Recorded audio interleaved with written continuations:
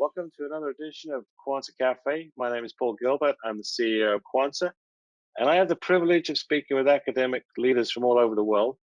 And today I have no ordinary guy. Today I'm really pleased to introduce Dr. Robert Bishop. I like to consider him a friend of mine, but seriously, he's got a tremendous background. He's currently the Dean of Engineering at the University of South Florida, and previously he was the Dean of Marquette University and was at the faculty of the University of Texas for about 20 years, where he served as the chairman of the Department of Aerospace and Engineering Mechanics. His specialist area is in the area of control systems theory, guidance and control of aircraft and navigation, with applications across a very wide range of aerospace challenges. And during his career, he's had so many sponsors. I mean, 3 or 4 NASA research centers have supported him, NEC, National Instruments, Lockheed Martin. And his current research interests are advanced navigation algorithm development in small satellites and unmanned vehicles and cybersecurity. About his career, I mean, there is so much to say about Bob. I mean, one thing that really excited me early in your career, Bob, you supported the NASA's space shuttle first rendezvous. That must be incredible. We can talk about it in a second. But to my staff, to my engineering students, he's a bit of a legend. He is also the co-author of the Modern Control Systems, which is one of the widest read control textbooks in the world. And he's also authored a number of other books, including Learning with LabVIEW and a book on mechatronics. But like I said, I consider Bob to be my friend. He is a mere mortal, but like I said, for my guys, he's a bit of a legend. And I remember meeting him, I think first time in Hawaii at one of the engineering conferences that we have. And I can tell you, he's a very down-to-earth guy, very humble. If you meet him in a bar, he'll buy you a drink and have a good chat with you. So welcome, Bob. Thanks very much for joining me. Thanks, it's fantastic. Paul. Thanks for that nice, kind introduction. I'm glad to be here. Well, it's interesting because I do remember coming back from that conference and I said to my team, I said, you know who I met at the conference? And it was like Bob Bishop, and really, you provided so much to research and to education. And we'll talk about some of the people that have come through your group as PhDs, but really one of the things that I really want to talk to you about is the engineering education, because that's something which I know you're passionate about because it's really important to you. But to get things going, and maybe give us a little bit of insight to what got you into engineering in the first place? Why did you want to become an engineer back in the day? Well, I mean, I think that like many people, I wanted to be an astronaut. I remember as a young boy watching, Armstrong and Buzz Aldrin walking on the moon, and that was something I thought I would like to do. And so that was part of it. The other part was my father was a computer technician. He was a chief warrant officer in the Army, and he was a computer expert at the time, way before the miniaturization of computers. And so we always worked on things together, electronic things, mechanical things. My father wasn't an engineer by degree, but he was certainly an engineer by personality and interest. So it's just always been part of, my family and my thought process. But how do you find it when students today, when they come into universities? I mean, do you think they have a real kind of grasp of what engineering is all about and what's possible with engineering? Yeah, I think it's a little different, Paul. I think in many ways they're much more ready for the educational process that we're about to put them through, in the sense that their understanding of the internet, of coding, of programming, of all those things is very innate to them. They were born, into the world of Wikipedia and Google, whereas we weren't. We didn't have any of that. Right. The flip side though is that typically we don't fix things anymore.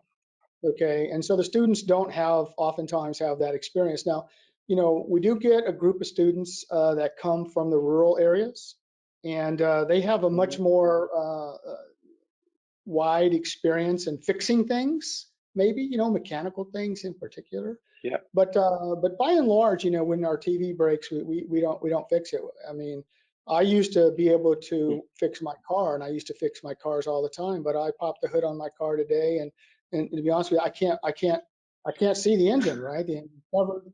It's just a different world, I think. So in some ways, they're better prepared. in some ways they're less prepared. So I know when we talk about the engineering process or the development engineering and the notion of hands-on, you're a very hands-on guy. You have a lot of theoretical, but you like to make things happen, right? So you're a big believer in kind of hybrid or project learning. Can you let me know a little bit about your thoughts on that area of teaching?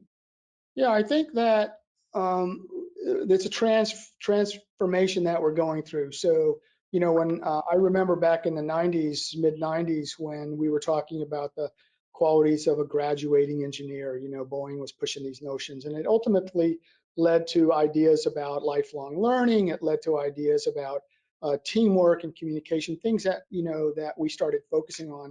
And as part of that, we began to consider more deeply the concept of senior design projects. And we did senior design projects even when I was a student, but it just became a bigger part of our accreditation and our thinking. But oftentimes in the ensuing years, we made those problems up. Okay, we sort of fabricated problem projects. Then we moved into an era where we introduced industry and government sometimes into our senior design, and they helped us put together some interesting projects for the students. So you're kind of suggesting that maybe even from as early as their freshman year, that they could start taking some of these projects, be on a team, learn to Absolutely. work with other people, and have multi-year or multi-time domain kind of problems they have to take care of. Yeah, no question about it. I look, most of That these students know how to program before they ever get to college. So at the very least, they could be in the mode of programming and coding at the very least. But I think there's more to it than that in terms of their education. Yeah. so again, in conversations I had before, I mean, I'm sure that's really easy. You just bring a few faculty members in and say, "Hey, let's do it this way." It'll be no problem, right? You can implement it next semester, right? Yeah. Well, it wouldn't be interesting if it wasn't challenging, and if it wasn't challenging, we would have already done it. So, but we're engineers. We have a goal, we have objectives, we create a plan, we'll execute on that plan. The other part of it, Paul, is I also think that we now understand a little bit better that we can, in fact, deliver hybrid courses. When we had to pivot Right. in last year, immediately after spring break here in March, prior to that, I don't think there's any faculty member, me included, that would have said, "Oh, we can do that." I would say, "There's no way." Hmm. And yet, a week before spring break, we were told we had to do it, and then a week later, we did it. Now, we didn't do it very well. Okay, there were lots of mistakes, and it was a struggle both for students, faculty, and staff, but we did it. So now what I'm wondering though is that have we learned something from that in terms of how we deliver our educational materials? And maybe we can integrate some of the concepts that I was discussing in terms of real projects instead of so many boring lectures. Okay, now I'm not saying that the lectures we shouldn't have the lectures. We should have them, but I think they can be presented in a more complex way, which would include face-to-face, include synchronous, interaction, and also, lecture capture, and being able to review those lectures afterwards. Just a more complex way of presenting the material that maybe frees up the students to focus a little bit more on the hands-on and kind of the application and the faculty as well. But also maybe it can help us untangle the engineering curriculum a little bit. Okay, so maybe we can start to think Well, that about. Go yeah. ahead. Sorry to interrupt, but I know that when you were talking to me before, you were talking about the idea of switching at the pivot, and I'm interested in that moment in time, and I'm also very interested in kind of what else that you can do with this medium. But to get past that first hurdle, you keep your hand in. You still teach. You still have students that you kind of interact with, and you told me about some of the challenges that you face. You can't just get up and lecture the way you used to. So what are some of the things that you changed in your style as you started going online? Yeah, I think when you think about presenting material in a hybrid mode, you can't just get up in front of a camera and lecture for an hour. Okay, I mean, it doesn't have the same impact as when you're in front of the students and you can see them and they can see you and you can pause and you can interact. It's not the same. You can't do that. In my opinion, what you have to do is you have to reimagine the material. Okay, rather than breaking it down by chapters or by sections, you should break it down by modules where each module covers a subject area that's connected to the other modules. But in my mind, when I look at, let's say, my class, which I've taught for a long time, when I started thinking about presenting it in a hybrid mode with a combination of video, presentation slides, interactive, exercises and so forth, I had to rethink the entire course. Because the fact is that, when I break my course down, I can say, look, there's like 20 modules here, and I can present each module separately. So when I present the module, let's say it's a module on random processes, it's not going to be a 4-hour lecture, okay? It's going to be a 15-minute lecture, but it's going to have lots of other parts, moving parts, that the students can go to, interact with. And so it takes a little bit, not a little bit, it takes a lot of effort. And so, Right. as I think about this, these are changes, right? And with changes come sense of loss. And many faculty are going to feel a sense of loss, that they've built their whole career on a Interesting. certain structure. And now we're saying, COVID is saying, universities are saying, the public is saying, students are saying, you need to stop and think about this, and maybe there's a better way to do it. So that's kind of how I think we're going. I mean, take the fundamental question of 14 weeks for a semester, 3 hours a week in a class. Why? Like, can you answer Right. that? Why is it 4 years to graduate? Why isn't it 3? Why isn't it 5? Hmm. We need to step back and think about, what does it really mean to be an engineer? What are the Well, one of fundamental? the things that, yeah, one of the things that I really like about what you talked about, having the idea of students being in a team working on a project, and maybe it's multi-year and it's cross-discipline. I love that, because as an employer, I want to be able to bring somebody from a university who's got the skills. How do I communicate? How do I deal with milestones? How do I share tasks? You're better at a certain area, you've got to hand off to me, or vice versa. Those are really important. Um, but when you start talking about that in an academic setting, always the question comes up, but I've got all this stuff I have to teach. And now you're trying to make it more difficult. You want professional skills and you want teamwork skills. How do you possibly get that in? What's your response to people who suggest that it's not possible to do those kinds of things?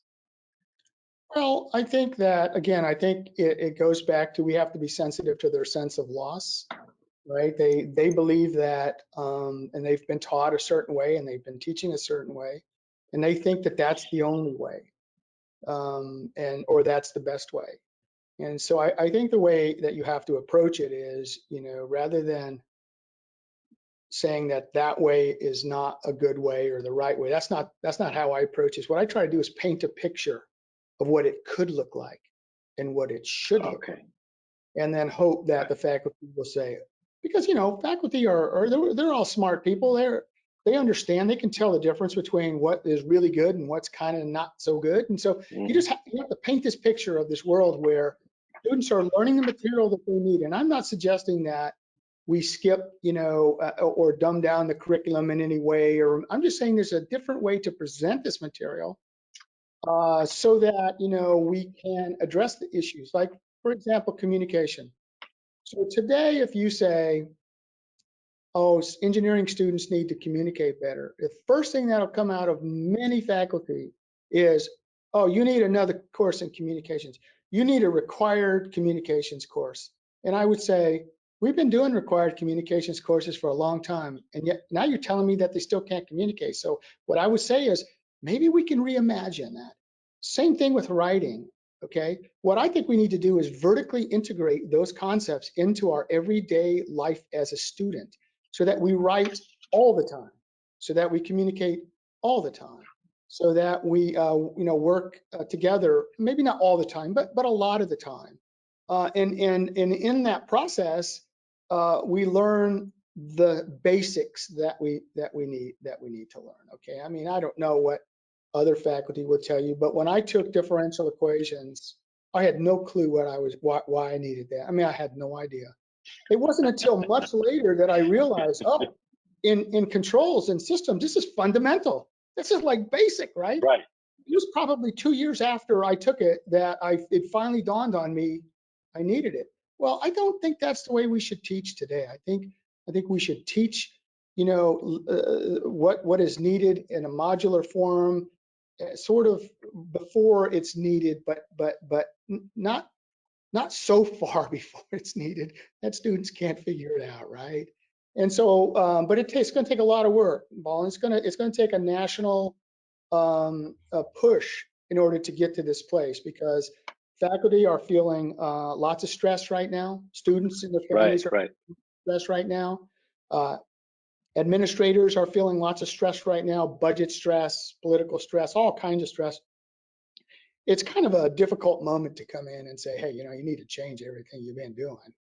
Okay, Yeah, so but I mean, yeah, I mean, that's you're absolutely right, and that's the message that I get every time I talk to somebody about this is what's the future look like? Is it going back to the way it was? Is there a new normal? What's your sense of the sentiment? I mean, you're right. You don't want to be imposing a brand new paradigm because it's kind of challenging, but I think you do want to be taking the best of what's possible with technology. yeah, I think that we're learning how to utilize the technology better. I think the technology got way out ahead of us in terms of all the possibilities for delivering material and coursework from a remote, remote location. So I think that we need to learn how to do that. Right? How do you teach a hybrid course? How do you stand in front of a class that's got 100 students in it, but only 20 are sitting there, and 40 are at their apartments and dorms and coffee shops, and the other students are waiting for the night, for the evening, to review the class. Now, how do you do that, right? And so Right. it's not, I don't have the answer to that. I'm learning. I'm going through it myself in one of my courses, so I'm learning how that thinking process goes. But it's not going to be quick, and there are some courses for which it's going to make much more sense. And some courses it's not going to make maybe any sense at all. Okay, it's not clear in my own mind, what do we do about certain labs? Okay, it's not clear in my own mind how we can teach certain materials from a distance. I don't know the answer, but I do think that we won't go back to the way we were in its entirety. We will try to, right? Because that's what faculty will do. Hmm. You're going to try to get back to exactly where they were, right? I mean, I know Right. that faculty are going to want to throw away all of their online materials, and they're going to want to go right back to the classroom. And in some cases, that makes sense. I'm not saying that that's not a good thing, but I do think for most of us, we need to reimagine what that process looks like. Because again, you know, we deal with students who have other things in their life as well that distract them. Some of them have to work part-time. Some of them have families. There's all kinds of people that attend engineering school, and so we need Yeah, to I we need was to. going to say. Yeah, I was going to say that one of the things that is interesting is there are many people who may have to have a second job. They maybe got to travel downtown to the campus, or however they got to travel, and it's a lot more convenient to do it remotely. They might miss out on the social side, which is another aspect of it. But we talked about the notion of democratizing education, and you had some interesting ideas about how that can be done, not just maybe in one university, but maybe statewide or nationwide. There are ways that we can take advantage of the technology that we haven't done in the past. Well, let me address what you suggested first about the other reasons for going to college, and I totally agree that there are activities that students are very interested in addition to their classes. They're interested in student organizations. They're interested in doing Right. research with the faculty. They're interested in going to sporting events and concerts. They're interested in hanging out, at the coffee shop with their friends, and those things are important. But the The second thing that you talked about is maybe a little bit more complex, and that is resources, right?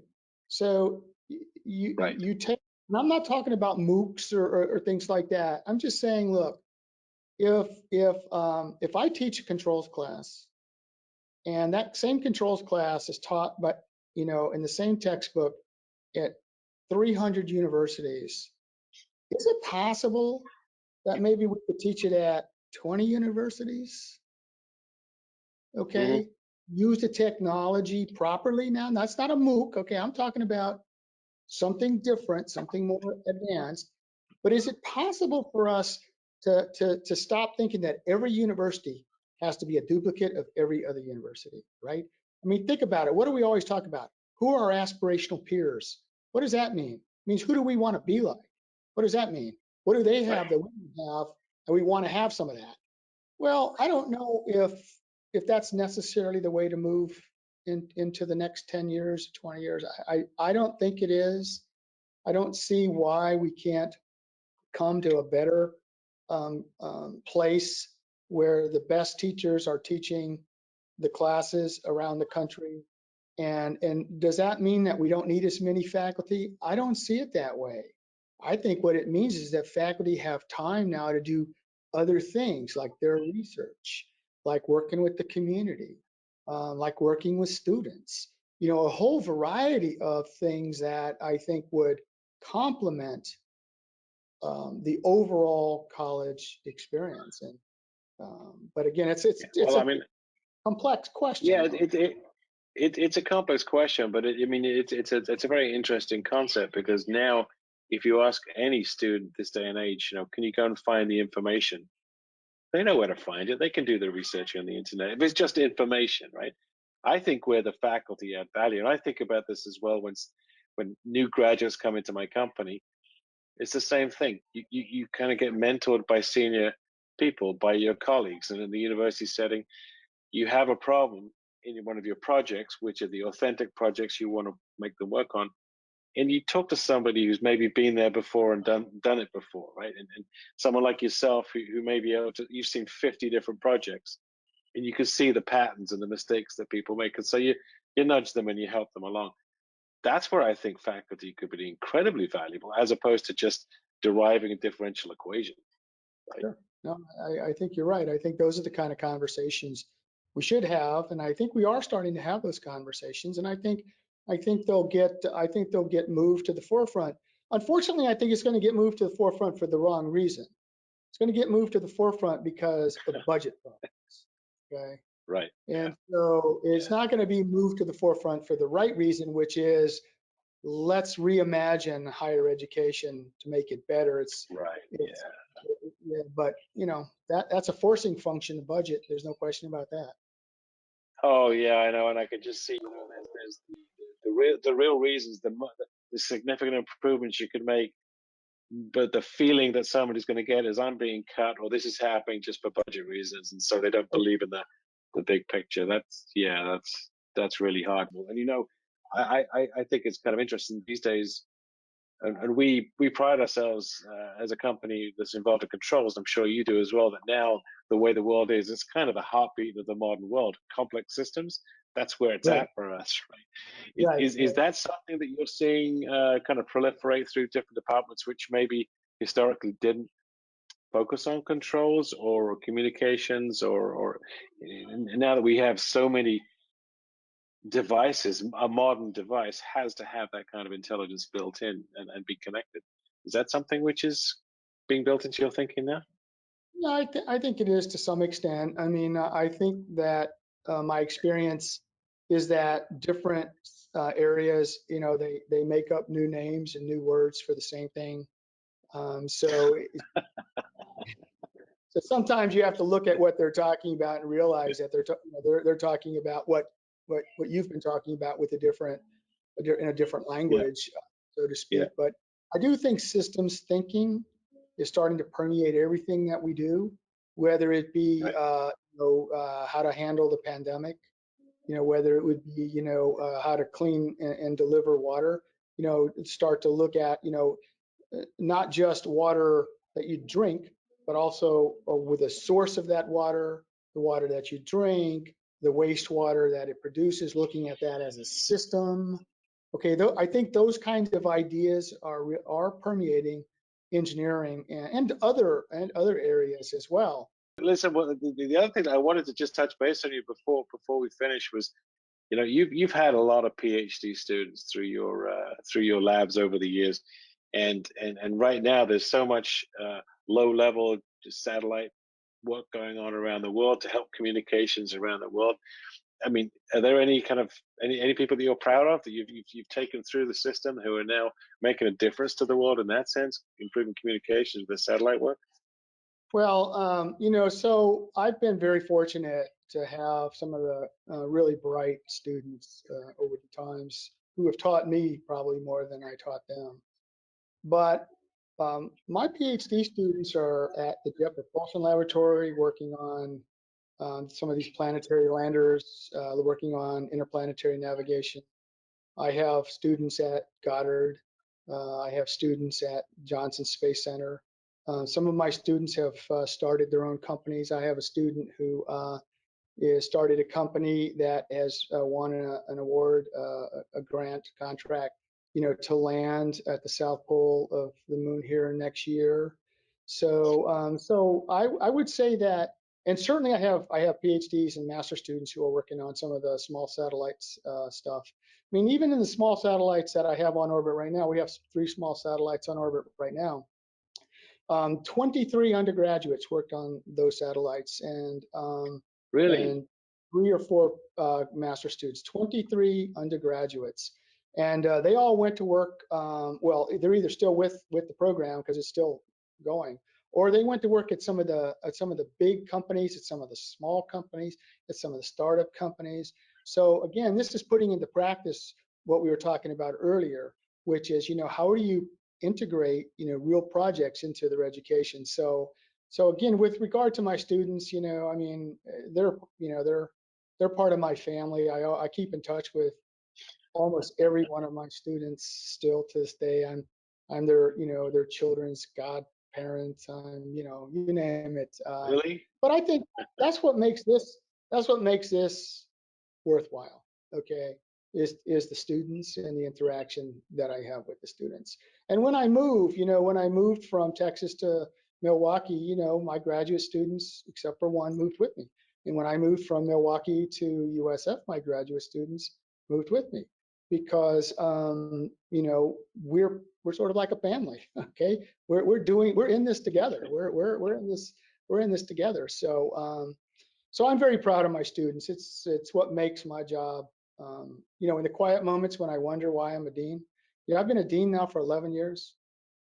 And in Yeah, the quiet yeah. moments when I wonder about why do I still do that, I think about these things that we're talking about today, the students and the education, higher education, where it's going to, and I hope that I can have a positive influence, on that No, direction. I mean, we have, and I think I've known you because I think I met you just after you became a dean at Marquette. So, I've seen what you managed what you achieved there, and I'm seeing, witnessing what you've achieved at University of South Florida. We've got many like common friends that we know that see the way you work, and the fact you put it into practice.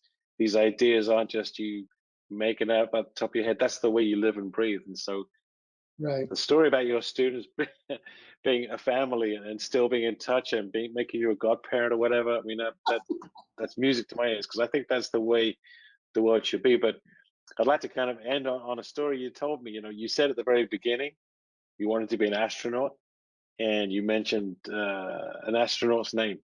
Tell me the story about how you got to actually know that astronaut. I won't say his name. I'll let you tell the story. Okay. So when I got my master, after I completed my master's degrees, I went to the Charles Stark Draper Lab. Doc Draper was a faculty member at MIT, and they are the ones who designed and built the guidance computer for the Apollo missions. So the rendezvous algorithms, the Kalman filter. So at the time, Kalman filtering wasn't quite there yet. Even the Kalman's papers hadn't been published yet. But the professors at MIT knew about the work of Gauss and others, and so they were already implementing that to some extent. And you may not know, but when they left the moon, in order to get home, they had to do a rendezvous on the far side of the moon, and that rendezvous had to be successful, or they were not coming home. And it was out of view of the Earth. Okay, so it had to be done there, and of course, Okay. it never failed. So I don't know how it happened, Paul. We've talked about this before. I don't know how I seem to stumble into these things the way that I do, but I stumbled into that, and the engineers who were there were the ones who they knew all the astronauts, because the astronauts used to go to Draper, used to fly up to Draper, and when they were working on the Apollo program. Well, when I got to Draper, the Apollo program had long been done, but the shuttle program was underway. And so I was in the navigation group. So I used to fly to Houston.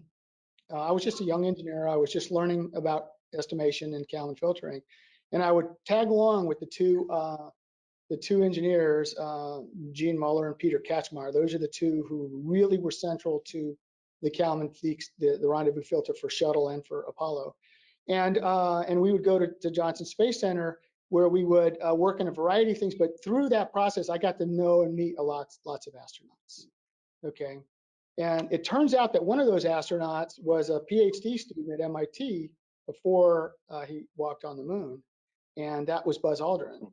And his advisor was Richard Batten, who was the professor at MIT who had hired me into the lab. So Buzz wanted to, at the time, he wanted to look at cycling trajectories, which are the trajectories that he studied for his dissertation, which are basically trajectories that go around the moon and back to the Earth, and around the moon and back to the Earth, or around Mars and back to the Earth, without essentially any fuel, okay, just using gravity swings. And so one day I was at home and I got a phone call, and it was this guy that said his name was Buzz Aldrin, and he wanted to talk to me. And my friends and we were practical jokers, and so I thought it was a joke, and so I responded by telling him that I was Elvis Presley, and that it was good to talk to him. And he's like, no, this really is Buzz Aldrin. I really want to talk to you. And so it turned out that it was him, and he put a team together, faculty from Purdue, faculty from Texas, faculty from MIT, and we wrote a paper and we did a study for him. So that's just like one example. The only other astronaut that walked on the moon that I got to know was Alan Bean, and because Alan Bean was an artist. He has some very, very wonderful paintings of when he was on the moon, of his experiences on the moon. And when I taught that class in art and engineering class, he was one of my guest speakers. And as a result of that, I got to go and hang out with him in his art studio and learn about how he was painting and what he was thinking about with regard to color. Because I mean, there's no color on the moon, so that would be a pretty boring painting. But he used color in his paintings, and so those are the two that I got to know who were moonwalkers. And Well, I knew it wasn't. that's two more that's two more moonwalkers than I know. But no, I mean you're a living example of what engineering could be. And honestly, you in the whole time I've known you, you've been very down to earth. You're an easy guy to get along with. We could talk about politics. We could talk about football. We could talk about the military. We could talk about the art. We could talk about engineering.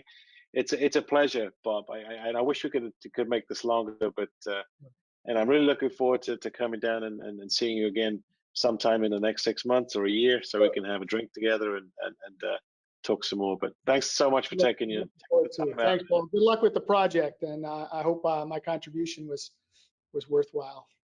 I think it's going to be worthwhile. I've got a few engineers in my company kind of waiting to see what happens here. They just said, all they said to me was actually they said, don't mess up, don't upset Bob. Right? That's the message. You can't upset me, Paul. Thanks very much, Bob. Take care. Take care. All right. Bye-bye.